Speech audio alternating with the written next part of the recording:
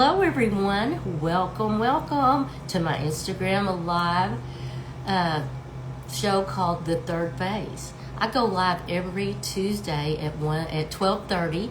My name is Lori Carpenter, and I am the founder and the CEO of this third phase. And if you're 60 and beyond, this is your time and your space and your season to shine. I talk about everything related to home, health, and wealth to help us confidently step into this vibrant third chapter of our lives. And and so let's navigate this together.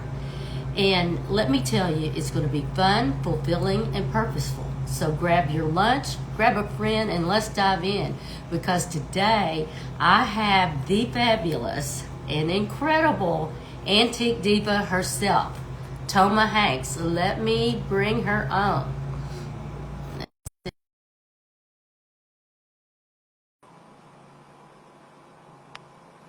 Well, give me a minute here. See if we can get Toma on here.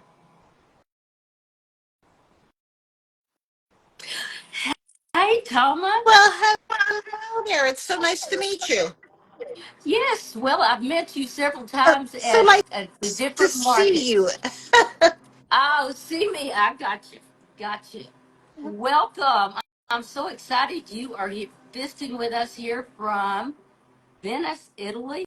Yes, it is a pleasure to be here. And you know what I just realized? So you're in Arkansas, and my father, who I know is one of the topics we'll be discussing in today's episode, is in Tallahena. So every once in a while, in Tallahena, Oklahoma, so every Uh-huh. once in a while when I fly to the States, I fly into Little Rock.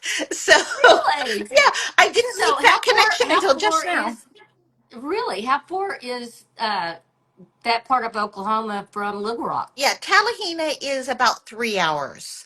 Three So, hours. Wow. yeah, Wow. Well, see, I lived in Oklahoma as a child.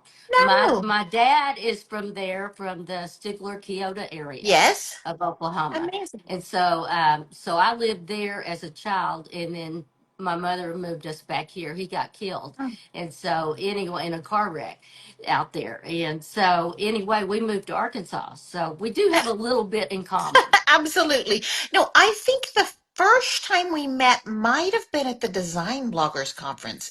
Is that possible? Yes. Like, that Ma- is really a long time ago, maybe 15 years yeah. ago.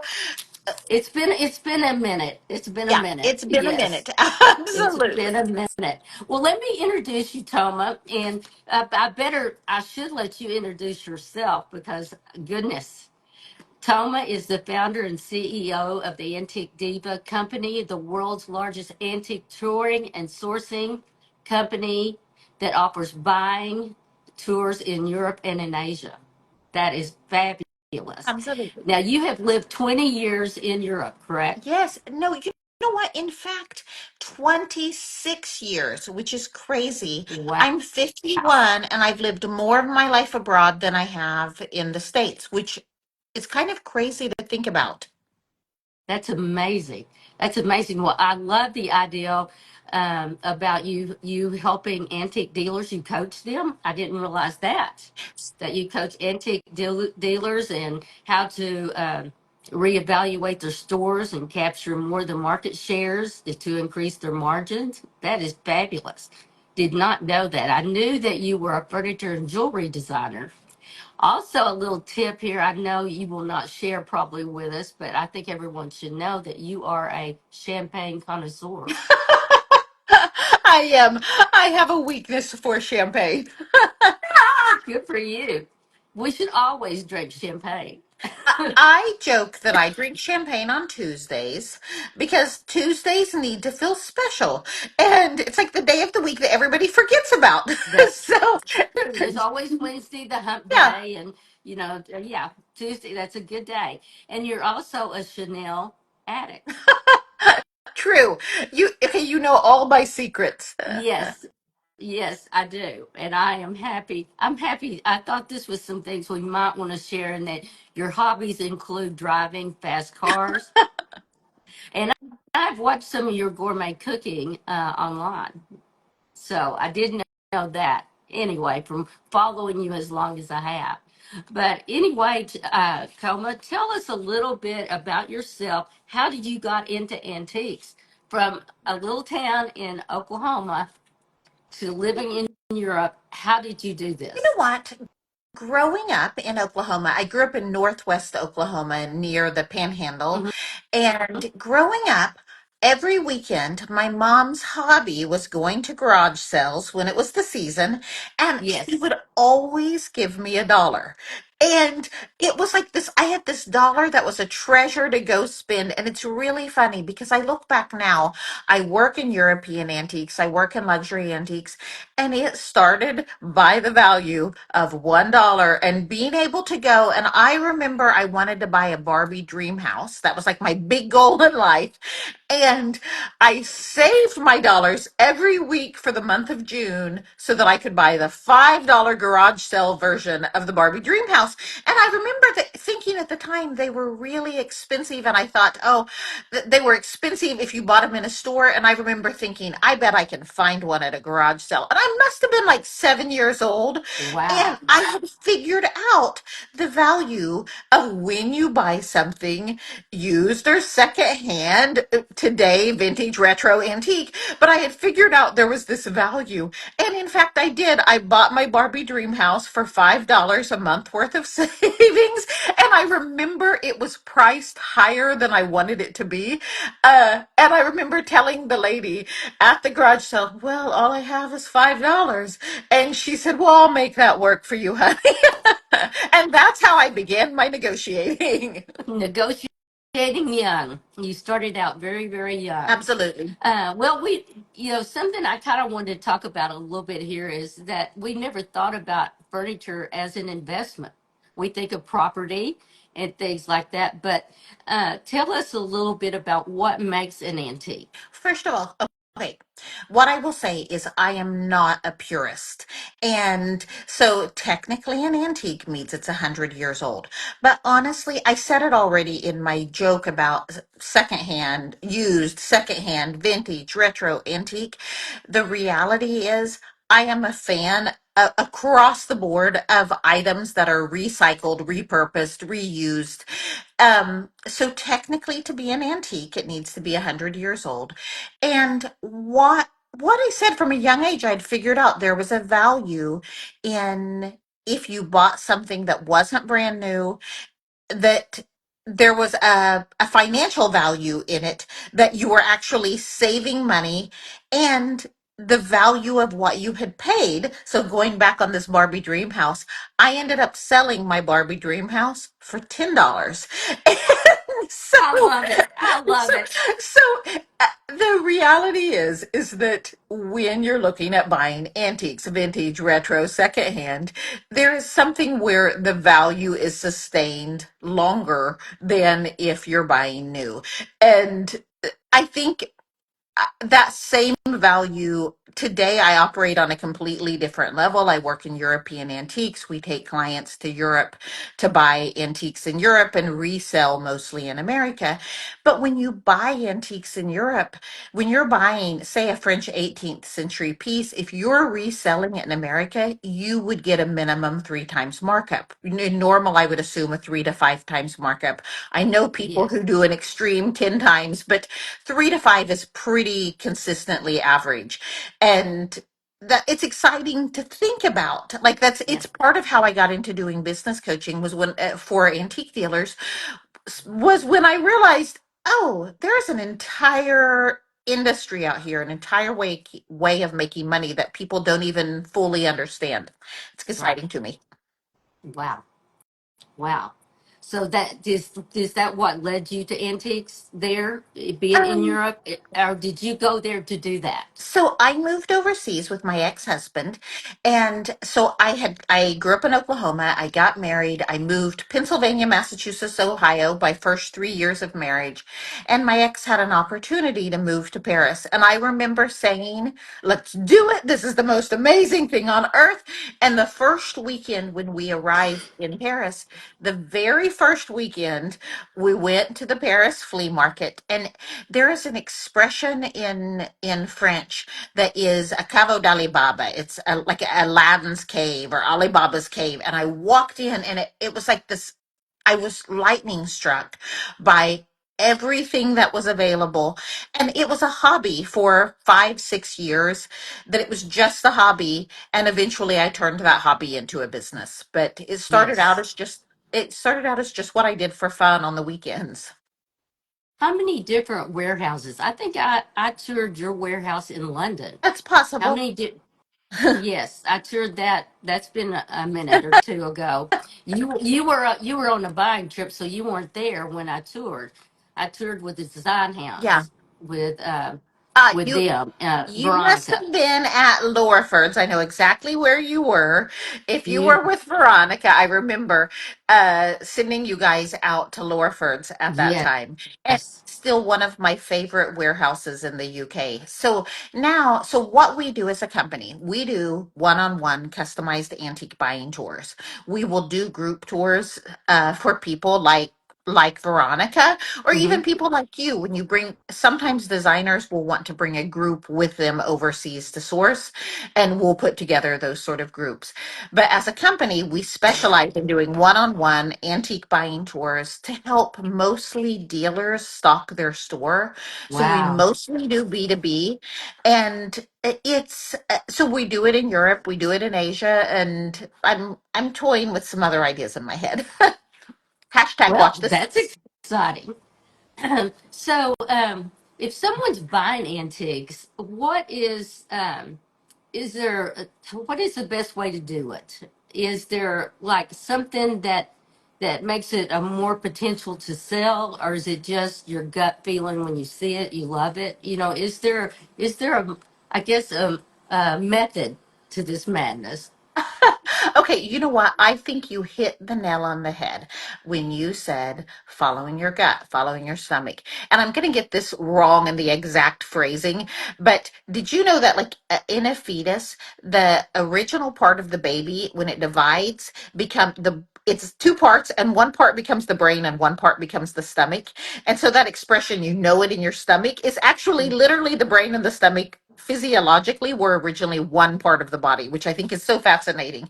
But I think most people know it in their stomach. They know in their gut what they like. Mm-hmm. And what I have learned with antiques, if you if you are a dealer and if you're an antiques dealer and you're trying to buy stuff that you just want to sell because this is what sells in my town, you're Mm-hmm. never going to be successful. The dealers who are super successful are the ones who say, this is what makes my heart beat. This is the thing that makes me excited. And those are always the most successful antique dealers I know, the ones who follow their own gut, the ones who follow their own instincts, who follow the beat, the sound of their own drum. And so when someone comes in requesting to take an antique buying tour, I learned a long time ago never to say, oh, that's not on trend, because, like, our clients, seriously, this sounds trite, but our clients are not the people who are following the trends. They're the people who are making the trends. And it's exciting when I see a client who is excited about what they're buying. It makes me excited. And so last week I was actually with a client who specializes in Italian porcelain, and I know nothing about porcelain. And it wasn't one of my areas of expertise. I said, I can get the horse to water. I can get you to where they're selling it, but I have to be honest, I don't know what I'm doing. And she said, don't worry. She said, I know what I'm looking for if you can get me where to buy. And it was so fascinating because by the end of the week, I was like, oh, I need to have a Janori collection. And a week earlier, I didn't even have it on my radar. And that's where antiques become contagious. People's Yes, excitement becomes contagious. So if you're going to sell antiques, I think you have to just buy what you love and trust that the people who love what you love are going to follow. that's It's like Pied Piper. that's a great point. That's a great point. That's what I would think, but there again, if you're trying to do it for a profit, and your heart's not in it, it's like Yeah, anything. It will not work. It absolutely. will not work. Agreed. So if you wanted to buy something though for an investment, what would you really look for in an antique? Okay, in general, I would say more than 100 years old is always a first, is always my first choice. Sorry, I had a Mhm. message popping up on my phone Yeah. that I had to move out of the way. Always more than a 100 years old is going to be your best bet when it comes to antiques. Something that is a little bit rare or unusual, I will say pieces that are highly decorative, even if there's something that you've seen a million times before, if it's something that just feels different and you're like, I've never seen that before, the I've never seen that before always draws Never. a higher price. Yes. Um, so rareness, like the rarity of it. But Uh huh. in my world, from an antique dealer perspective, what I find is functional pieces, pieces that people can use, can Mm-hmm. reuse, hold their value.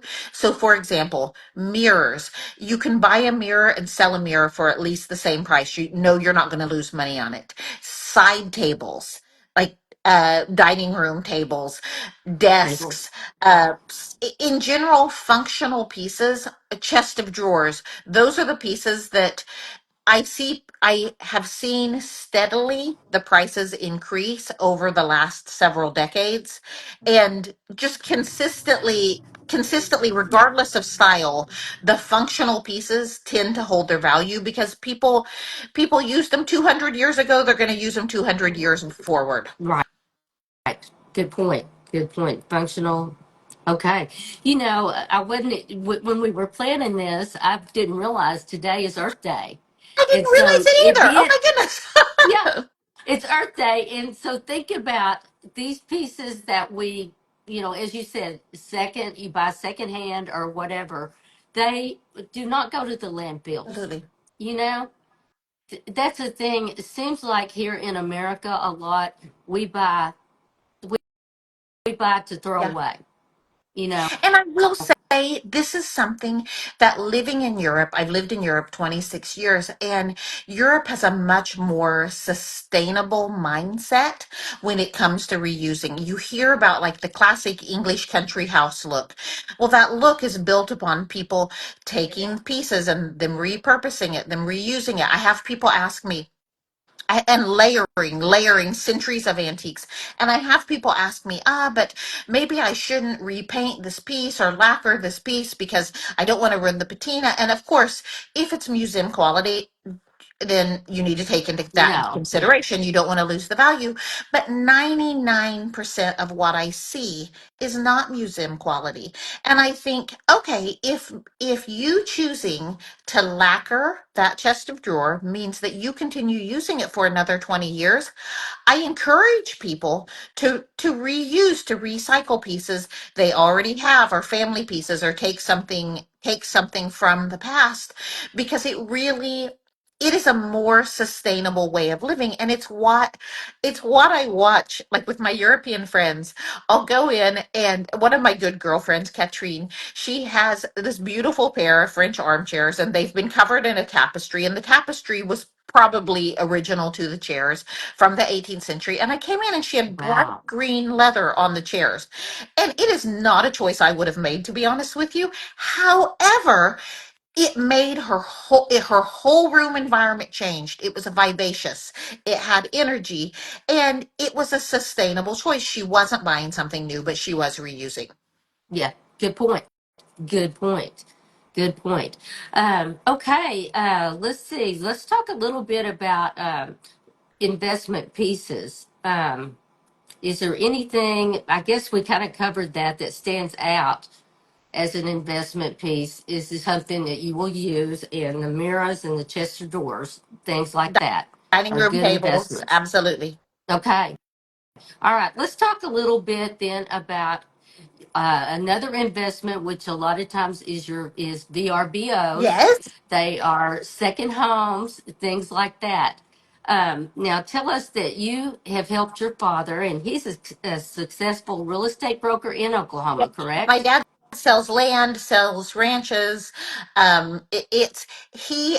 I think my father is the oldest 7-year old boy you'll ever meet. So he's in his early 70s, but he still acts like a 7-year old boy, and he takes his clients out on horseback or on those little four-wheel Polaris vehicles Yeah, into the yeah, side countryside to by sides, explore. we call them. Exactly. Hmm. Well, that's great. That's great. So did he? Did you help him then with a house? To Yes. So last year, it was actually last year in October, was the week of my birthday, and I was speaking in my birthday's October 24th. I was speaking in Round Top, Texas, and I had about a week between Round Top and High Point.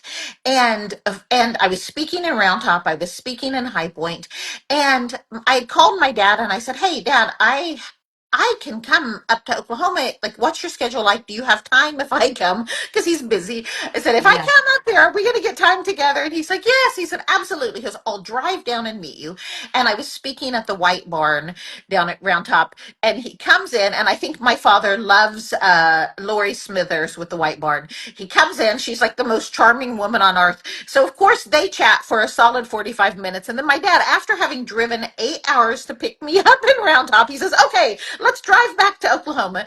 So we have like 8 hours solid in the car to just chat and catch up. And while we're in the car, he tells me, he says, "Nobody will help me." And I said, "What do you mean? Go back to that." And he goes, so my dad, his wife had passed away a couple of years ago, and he's actually met someone who he proposed to on a gondola in Venice. He came to visit my father in his cowboy hat and his big belt buckle and his boots.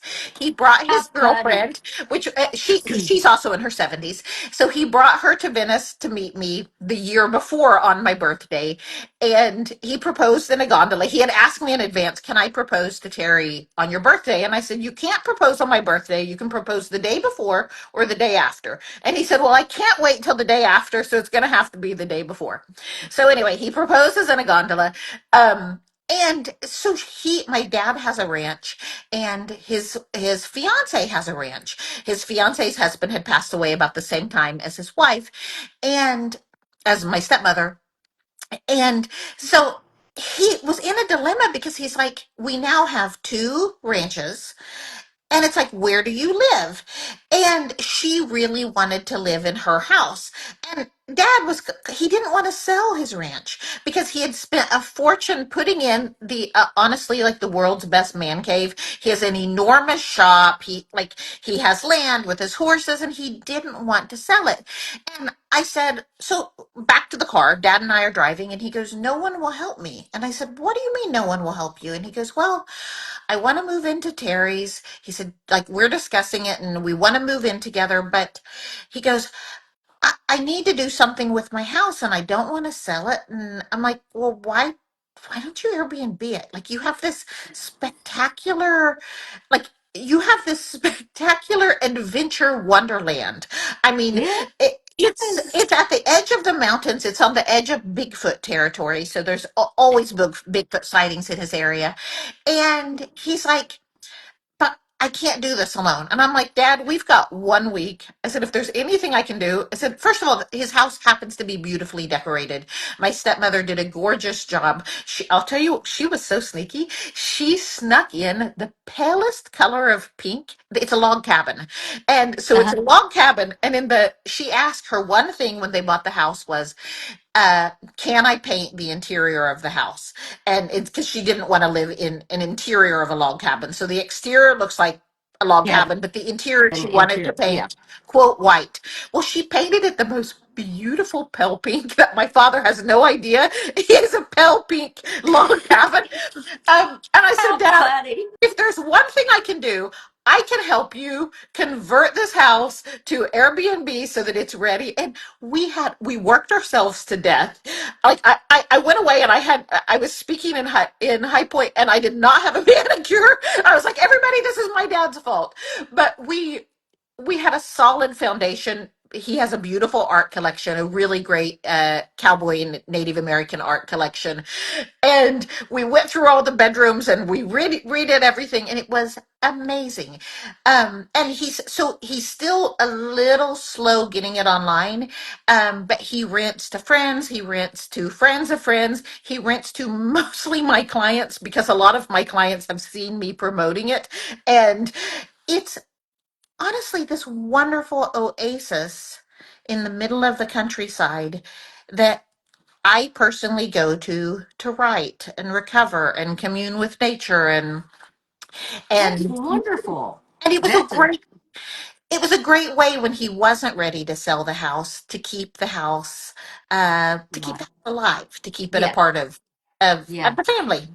Well, and I mean, think about so many people would love that adventure. I bet a lot of your European friends, that would be their ideal Yeah.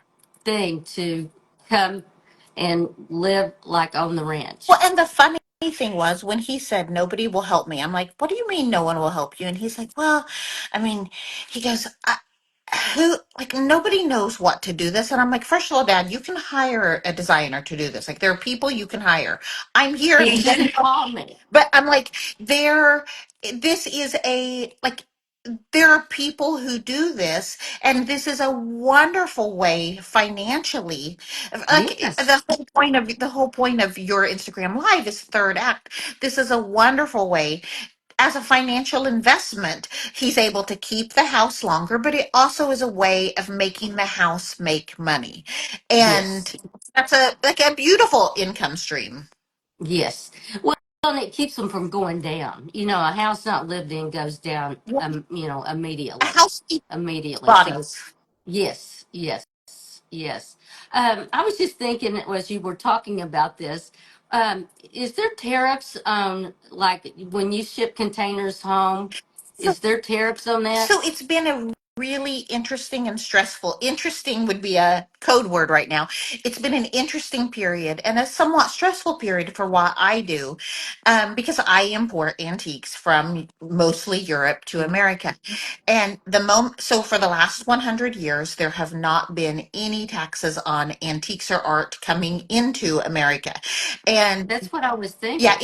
for 100 years it's been a rule, and part of the reason for this is that America, and as Americans, we do not have the same cultural history as some of the other countries that have hundreds and hundreds of years longer than us. So America has always been open to having that cultural heritage imported in. Right now, we have a universal tariff that's 10% on everything. So the last couple of weeks, the numbers have moved around. At this moment, for the next 90 days, which is probably now about next 70 days, there is going to be a flat 10% tax on antiques coming in. We'll see what happens after this 90-day period is over. Um, my personal belief is, Hmm. and I say my personal belief, but also I'm talking with Lapata, I'm talking with Bada, Chinoa. I work with a lot of the major organizations Uh-huh. dealing in antiques. And across the board, everyone believes that that antiques and art will eventually be exempt. Already, they have said even in this 90-day period, there's now been a clause added that if you're buying like grandmaster quality art, that there's not a tax on that. Oh, And so the fact that there's not going to be a tariff on that. So the fact that that has already slipped into the realization that this is not being manufactured today. This is not something that is taking away from a current supply chain, but it's something that we do not have our own natural resources for in America. So me, as well as I said, a lot of the leaders of some of the major organizations in my industry all believe that tariffs ultimately will not be imposed on antiques, but at the moment, for the most part, it is 10%. The key thing that people who are buying abroad right now need to know is that it's country of origin. So if you buy a Chinese antique here in Italy, for example, it would be the Chinese tariff, not the Italian tariff. And so the Italian tariff at the moment is 10%, but the Chinese tariff is higher. So that's the only thing that I would say is like a warning flag you need to be aware of is the Hmm. tariff does not apply to country, does not apply to where it is, but country of origin, uh, Really? which is kind of Wow. fascinating. That's yeah, that's fascinating. That's a lot of paperwork. Oh my goodness. So, in fact, when the tariffs first hit, I had 4 containers, two that had already hit water and were on the water, and they were immediately exempt because they came in before. But the two that hadn't hit water yet, they were suddenly going to be at that moment, it was a 25% tariff, and we had to do the paperwork on all the countries of origin. And so it was a stressful couple of days. I was on vacation with my sister and I'm like, okay, so I guess today I'm going to be doing administrative paperwork, but that's part of what so our company name is Antiques Diva, but I always joke that we should be the Antique Sherpas or the Antiques Administrative Assistants because that's what we do. We're there to help with that paperwork, to help with the customs paperwork, and to connect. We don't always know the exact answer, but we know the right people. We know the right customs brokers, the right shippers to get you to the person who's going to be able to help you most. And Okay. that's what we're Well, there that's to do. very interesting. I was thinking about our third phasers here in the United States with their antiques. Thinking about they have them, and once they maybe go into assisted living or choose to do something different, they can sell those antiques for a profit, Absolutely. Well, one of the kind of first like things the I would say, Barbie Dream House. absolutely. No, one of the first things I would say is if you're looking at reselling antiques, first thing I would say is look at contacting who you bought them from. A lot of antique dealers are thrilled when they have the opportunity to buy antiques back because if you're a dealer and you're selling antiques, you know the quality of what you're selling. And so it's something that for my clients who do our antique dealer training program, I tell everyone like this is a policy you need to have for your client base that you say if I would like the first right of refusal on if you're ready to change interiors, you're ready to change design, Right, I want to have the first chance to buy this back because you bought it in the first place, you know that you can resell it again. So I think that's a right. great place to start. Well, really, I did not think about that, but that is wonderful. That's a training that I didn't know. That's a great point. A great point. Did you put antiques in your dad's? So, in fact, so Dad already had an amazing amount of antiques, and my interest in antiques. I say it started with going garage selling with my mom. My dad always says that it started. He always says that when we were young, when my sister and brother and I were young, he always says that. Well, growing up, we didn't have any money to take you kids on vacation, so we took you to antique stores. And as a kid, I have to say.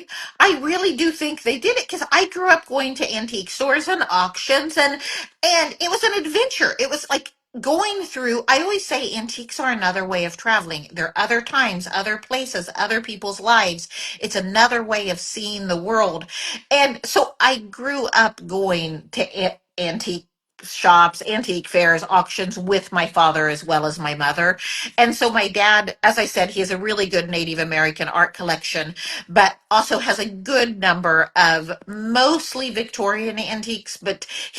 So I didn't have to add to his antique collection. Basically, I just had to rearrange a bit to make things function a bit more. Yes. But he actually already has very, very beautiful antiques. What I will say came out of this time, soon as I started rearranging stuff, my sister called and she said, I want to put my name on every single mirror in the house. And I said, what? And she goes, this is not my sister. Anyway, my sister's like the least materialistic person on earth. And she goes, How funny. I just thought about it. She goes, if you're there rearranging stuff, I said, oh yeah, I'm totally getting the Native American art collection. And she goes, you better put your name on that. Just put my name on the mirrors. And she goes, what do you think our brother will want someday? And I said, Nathan's going to have all of Dad's tools and mechanic stuff. So I Uh-huh. call Nate and I say, what do you want? Missy said I have to ask. So it was a funny element that my dad's like, hey, wait, I'm not gone yet. Don't try to take my stuff away Yeah, from me. quit sorting it. That How was pretty much funny. his word. Yeah. Oh, well, that's wonderful. Well, listen, Toma, I really appreciate you being on here with me today. Any points you can give to people that, man, I would love to go on one of your tours, but is there like a criteria for that? Is there like you got to be prepared to purchase so much? So, as a company, we do one on one antique buying tours and we do them in 16 countries. And you can book anything from 1 day to 2 weeks. So you can book to go with me personally or someone from my team. And we're around 15 people at the moment on my team. Uh, and we have no minimum buy-in. We try to make it as straightforward as possible. We have a day fee for our time, which is around, it depends where you are, 650 to Mhm. 750 euro per Right. day. And so we have a day fee. And then in some of the places, we get commission from vendors, and the commission is anywhere from 5 to 10%. So if you come on tour and you only come to look and you're not buying anything, we're getting paid for our time. We're getting paid a day Good. fee so that Yeah. we're being paid. And honestly, if you buy a lot, we've got a lot of paperwork to do. And so if we have a lot of paperwork to do, we have commission from the vendors to cover that additional time.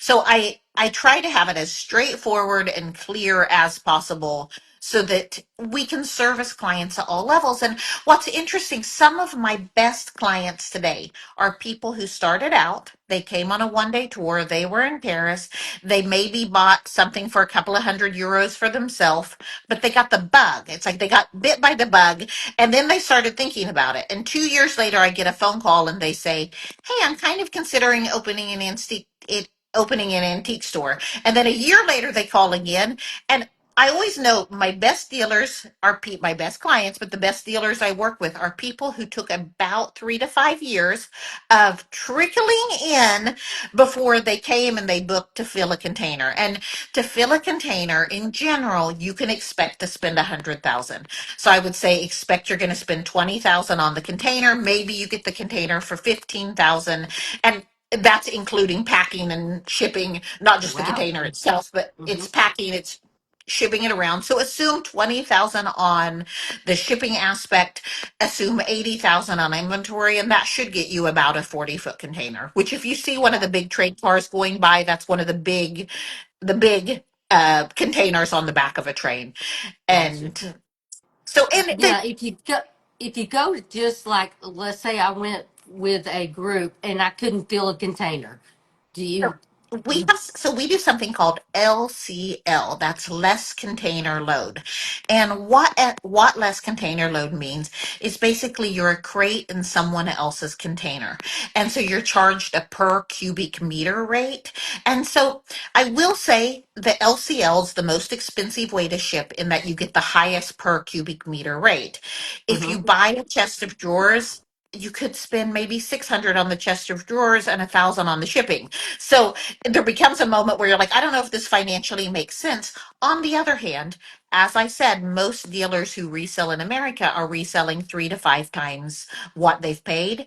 And so that same chest of drawers, even if it cost you 2,000 euros in total to buy it and ship it home, still, if you were to buy it on first dibs, that same thing I would assume would be 3 to 5 thousand. So you still are saving money, but it doesn't quite feel like it when you're buying a chest of drawers for 600 and spending 1,000 on shipping. So, Yeah, in general, if you want to make the shipping quote pay for itself, you need to buy 3 items. 3 to 5 items, the shipping starts to cover its own cost at that point.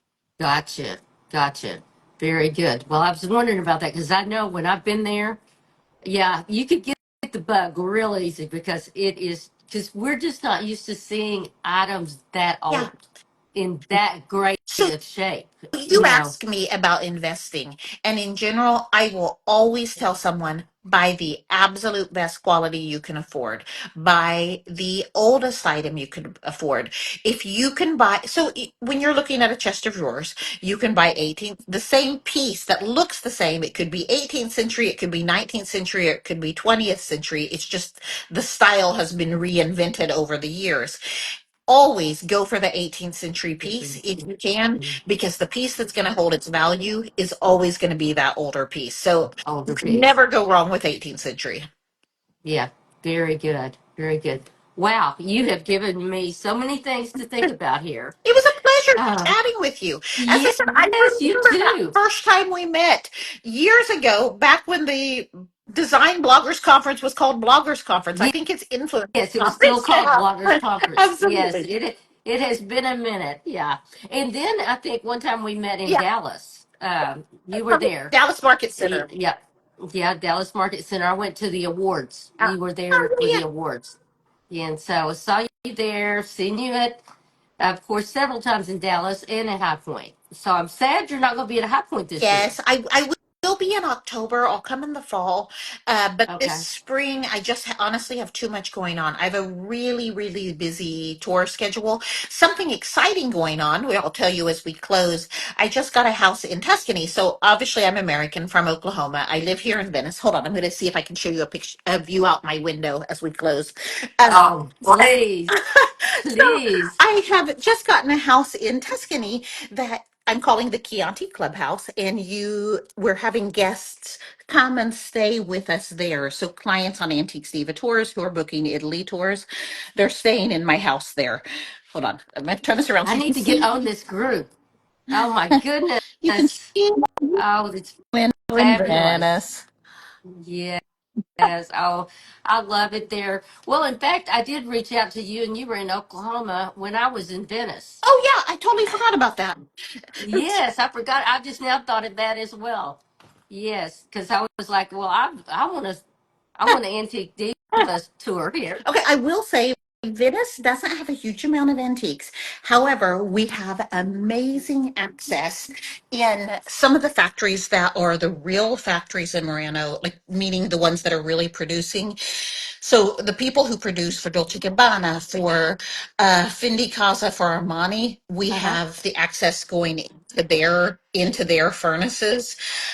Sometimes we're able to have items like chandeliers made for our clients in it specifically when we're not able to find the clients what they're looking for that's antique, then Mm-hmm.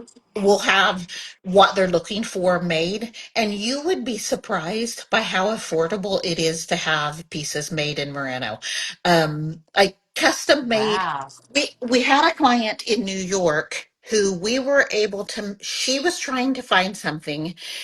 She got a quote of having it made, not in Moreno. She had a quote of having it made for 14,000. And she's like, I really don't want to spend more than 10. And we were able to get it for 3,000. What she was, and it was literally made in Moreno at one of the big factories, one of the big furnaces. She had to wait until the furnaces only turned their ovens on at certain times. So she had to Uh huh. wait till the oven was on. And so she had to use their time frame, but she Right. saved so much money. She's like, I cannot believe I've actually had something custom made in Moreno for a fraction of what I would have paid Absolutely. elsewhere. That is, that's fabulous. Well, Toma, again, thank you so much for being here, and I hope to see you at the markets here in the States. Sure. But I may need a antique diva I think tour, we got to and make I that think happen. a lot of my base third base fans, that's something they would be interested in doing a tour. So Okay, I I may will see what tell we you. can get going. I will tell you, husbands everywhere fear my name. Yeah, they don't always like me either. So when I go into the homes, so I understand that. But thank you again, and we'll see you around. Bye. Ciao. Bye Ciao. bye.